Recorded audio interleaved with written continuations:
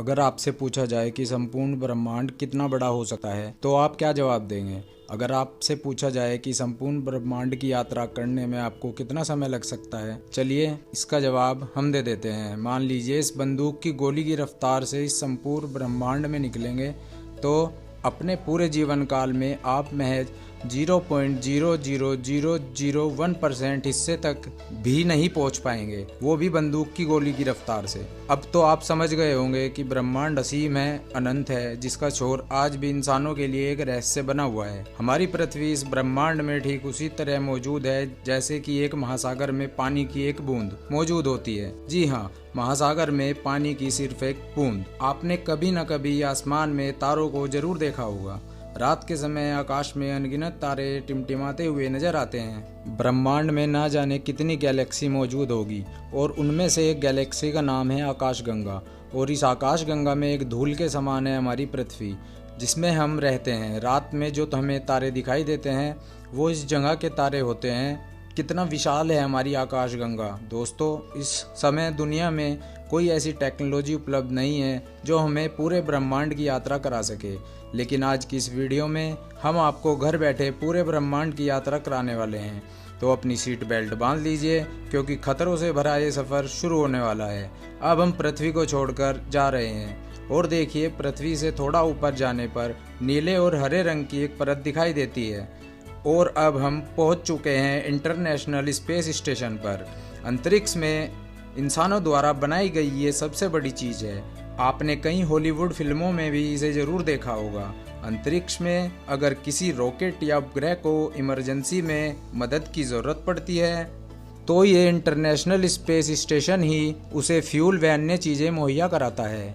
आपको यह जानकर हैरानी होगी कि इंटरनेशनल स्पेस स्टेशन 27,580 किलोमीटर प्रति घंटे की रफ्तार से पृथ्वी के चक्कर काट रहा है। हमारी पृथ्वी की सतह से लगभग 400 किलोमीटर ऊपर घूम रहा है।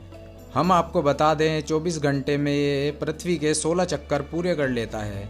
इंटरनेशनल स्पेस स्टेशन से थोड़ा और ऊपर जाने पर हमें बहुत सारे सैटेलाइट का जाल दिखाई देता है, जहां इंसानों द्वारा बनाए गए हजारों सैटेलाइट पृथ्वी के चक्कर काट रहे हैं।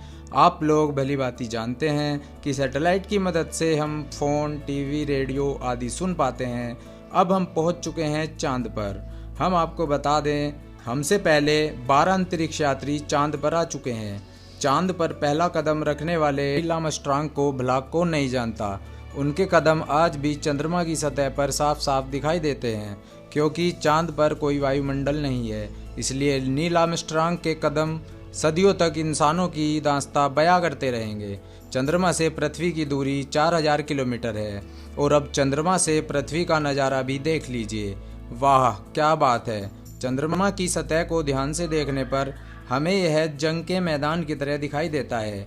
न जाने कितने अरबों सालों से चंद्रमा धूमकेतु और क्षुद्र ग्रहों की मार को झेल रहा है। जिस तरह वायुमंडल को पृथ्वी का कवच माना जाता है, जो किसी पहरेदार की तरह अंतरिक्ष से आने वाली चट्टानों से पृथ्वी की रक्षा करता है, लेकिन चंद्रमा पर इस तरह का कोई वायुमंडल नहीं होता जो उसकी रक्षा कर सके। और अब हम पहुंच चुके हैं सबसे चमकीले ग्रह वीनस यानी शुक्र ग्रह पर। वीनस को पृथ्वी की छोटी बहन भी कहा जाता है और इसकी वजह यह है कि वीनस भी पृथ्वी की तरह रोकी ग्रह है और इसका गुरुत्वाकर्षण भी लगभग पृथ्वी के बराबर है। लेकिन हम आपको बता दें, ये ग्रह किसी नर्क से कम नहीं है, क्योंकि इस ग्रह पर सल्फ्यूरिक अम्ल की वर्षा होती है। सल्फ्यूरिक अम्ल से तो आप भली भांति परिचित होंगे। अगर इसकी एक बूंद भी हमारे शरीर पर गिर जाए हमारी त्वचा जल जाती है। तो जरा सोचिए कि सल्फ्यूरिक अम्ल की बारिश में क्या हाल होगा। इस ग्रह पर सूरज की रोशनी बहुत भारी मात्रा में आती है और यह रोशनी वापस नहीं जा पाती, इसलिए इस ग्रह का तापमान लगभग 470 डिग्री सेल्सियस होता है। और यही कारण है कि वीनस ग्रह पर सबसे ज़्यादा ज्वालामुखी पाए जाते हैं। वीनस ग्रह से आगे अब हम बुध ग्रह पर पहुंच चुके हैं। गौर से देखने पर इसकी सतह भी हमें चंद्रमा की तरह ही दिखाई देती है। यह ग्रह सूरज के सबसे निकट पाया जाता है। इसलिए दिन के समय इसका तापमान लगभग 470 डिग्री से भी ज़्यादा हो जाता है। आपको जानकर हैरानी होगी कि रात के समय इसका तापमान -170 डिग्री तक पहुंच जाता है। यह वाकई में हैरान करने वाला है। दिन और रात में इतना फर्क शायद ही किसी ग्रह पर पाया जाता है। चलिए आगे बढ़ते हैं हमारी पृथ्वी के आधार यानी सूरज पर, क्योंकि सूरज के बिना जीवन की कल्पना करना भी नामुमकिन है। पृथ्वी से सूरज की दूरी लगभग 150 मिलियन किलोमीटर है। भले ही पृथ्वी से हमें सूरज एक फुटबॉल के बराबर दिखाई देता है, लेकिन ये इतना बड़ा है कि इसमें ना जाने कितनी पृथ्वी समा सकती है। सूरज की ग्रेविटी इतनी ज़्यादा है कि सारे सोलर सिस्टम को कंट्रोल कर रही है। सूरज के आसपास आज तक कोई नहीं पहुंच पाया क्योंकि इसमें इतनी गर्मी होती है, कुछ ही माइक्रो सेकंड में पूरी कायनात को ख़त्म कर सकता है। आपकी यात्रा को आगे बढ़ाते हैं। अब हम पहुंच चुके हैं पृथ्वी के सबसे निकटतम ग्रह यानी कि मंगल ग्रह पर। मंगल ग्रह की मिट्टी लाल रंग की है, इसलिए इसे लाल ग्रह भी कहा जाता है। पृथ्वी के बाद अगर किसी ग्रह पर जीवन की कल्पना की जा सकती है तो वो मंगल ग्रह ही है। वैज्ञानिकों का कहना है कि मंगल हमारा पास्ट है और कहीं ना कहीं किसी ग्रह पर जीवन की कल्पना की जा सकती है। कई वैज्ञानिकों का मानना है कि अतीत में मंगल ग्रह पर भी हमारी पृथ्वी की तरह समुद्र, नदियाँ, झील व झरने हुआ करते थे। बहुत सारे वैज्ञानिकों ने मंगल ग्रह पर डेरा डाल रखा है और वो लगातार रिसर्च कर रहे हैं ताकि आने वाले समय में मंगल पर बस्ती बसाई जा सके।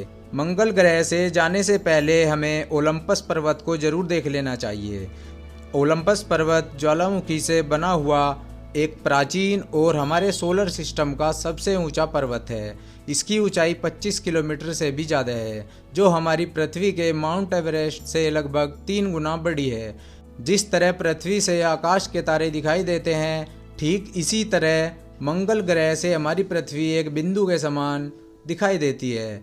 और अब आप सावधान हो जाइए, अब हम मंगल और बृहस्पति के बीच पाए जाने वाले क्षुद्र ग्रहों के बीच पहुंच चुके हैं और यह है हमारा सोलर सिस्टम का सबसे बड़ा ग्रह जुपिटर। और यह जुपिटर ग्रह की सतह पर पाए जाने वाला धब्बा लाल रंग का है, जो हमारी पृथ्वी से 3 गुना ज़्यादा बड़ा है। और अब हम पहुंच चुके हैं हमारे सौर मंडल के सबसे खूबसूरत ग्रह शनि पर। इसके चारों ओर रिंग की आकृति का ये वलय वाकई में देखने लायक है। आपको यह जानकर हैरानी होगी कि शनि ग्रह के चारों ओर ये छल्ले लाखों किलोमीटर तक फैले हुए हैं। यूरेनस, नेपट्यून को पार करने के बाद प्लेटो से गुजरते हुए यहाँ हमारी मुलाकात होती है टाइगर-1 स्पेसक्राफ्ट से, जो एकमात्र क्राफ्ट है जो इंसानों द्वारा बनाई गई मौजूद सबसे दूर चीज है। इस समय हम पृथ्वी से 19 अरब किलोमीटर दूर पहुंच चुके हैं। अपनी इस रोमांचक यात्रा में हम इतनी दूर आ चुके हैं कि पृथ्वी अब हमारी आंखों से ओझल हो चुकी है और सूर्य किसी बिंदु की तरह दिखाई दे रहा है। लेकिन अभी भी इतनी दूरी पर सूरज की ग्रेविटी महसूस की जा सकती है। धूमकेतु का एक विशाल बादल हमारे सौर मंडल को चारों ओर से घेरे हुए है, जिसमें अरबों खरबों धूमकेतु मौजूद हैं। ऐसा माना जाता है कि सूरज का गुरुत्वाकर्षण यहीं पर आकर खत्म हो जाता है और हमारी साइंस और टेक्नोलॉजी यहीं पर आकर खत्म हो जाती है। और अब हम अंतरिक्ष के ऐसे भाग में प्रवेश करने वाले हैं जहां पर घोर अंधेरा है और अब हम अपनी पृथ्वी से बहुत बहुत बहुत दूर आ चुके हैं। यूं तो ब्रह्मांड के सापेक्ष अभी हमने एक भी सीढ़ी में प्रवेश नहीं किया है और अब हम अपनी पड़ोसी सोलर सिस्टम में प्रवेश कर चुके हैं। इसका नाम है अल्फा जैन। सूर्य की किरणों को पृथ्वी तक पहुंचने में 8 मिनट 3 सेकंड का समय लगता है और उसी सूरज की किरणों को यहां तक पहुंचने में 4 साल 3 महीने का समय लग जाता है। अब तो आप समझ चुके होंगे कि हम अपनी पृथ्वी से कितनी दूर आ चुके हैं। और अब हम अपनी पृथ्वी से 5 प्रकाश वर्ष दूर ग्लाइस 581 तारामंडल से गुजर रहे हैं। तारामंडल का हर एक ग्रह देखने में हमारी पृथ्वी जैसा दिखाई देता है और यहाँ पर एलियंस के होने की सबसे ज़्यादा संभावनाएं मानी जाती हैं। हमारी आकाशगंगा में इस तरह के अनेक तारे मौजूद हैं, जिनमें सूर्य भी एक है। इनकी यात्रा करनी तो दूर, पूरे जीवन काल में इनकी गिनती करना भी असंभव है। अब हम अपनी आकाशगंगा से बाहर निकल चुके हैं और इंटरगैलेक्टिक स्पेस पहुंच चुके हैं। यहाँ से हमारी मिल्की वे गैलेक्सी से कई गुना बड़ी गैलेक्सी दिखाई दे रही है। अरबों गैलेक्सी के इस झुंड को लोकल ग्रुप के नाम से जाना जाता है। और अब हमें दिखाई दे रहा है वर्गो सुपर क्लस्टर, जिसमें सैकड़ों लोकल ग्रुप शामिल है। वर्गो सुपर क्लस्टर 110 मिलियन प्रकाश वर्ष में फैला हुआ है। 110 मिलियन प्रकाश वर्ष, जरा सोच समझकर काउंट करना मेरे दोस्तों। अपनी यात्रा को आगे बढ़ाते हुए वर्गो सुपर क्लस्टर से अनगिनत सुपर क्लस्टर दिखाई दे रहे हैं। दोस्तों, अपनी यात्रा को और आगे बढ़ाने पर वर्गो सुपर क्लस्टर जैसे अनगिनत सुपर क्लस्टर दिखाई दे रहे हैं और इस समूह को नाम दिया गया है लैनिकिया। आगे बढ़ने पर लैनिकिया सुपर क्लस्टर जैसे अरबों मानव ब्रह्मांड, जिसमें हमारा लैनिकिया सुपर क्लस्टर एक बिंदु के समान दिखाई दे रहा है।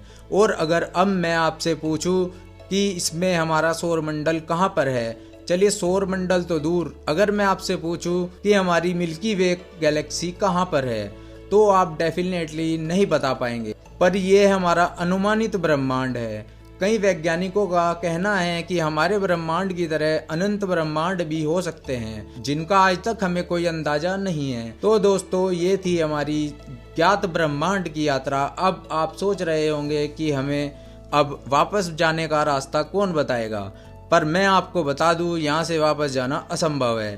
तो दोस्तों, आज की वीडियो में इतना ही। आपको अंतरिक्ष की यात्रा कैसे लगी कमेंट करके ज़रूर बताइएगा। और भी इंटरेस्टिंग नॉलेज के लिए आपके अपने चैनल ओनली ज्ञान को सब्सक्राइब करना मत भूलिएगा। तब तक के लिए जय हिंद, जय भारत।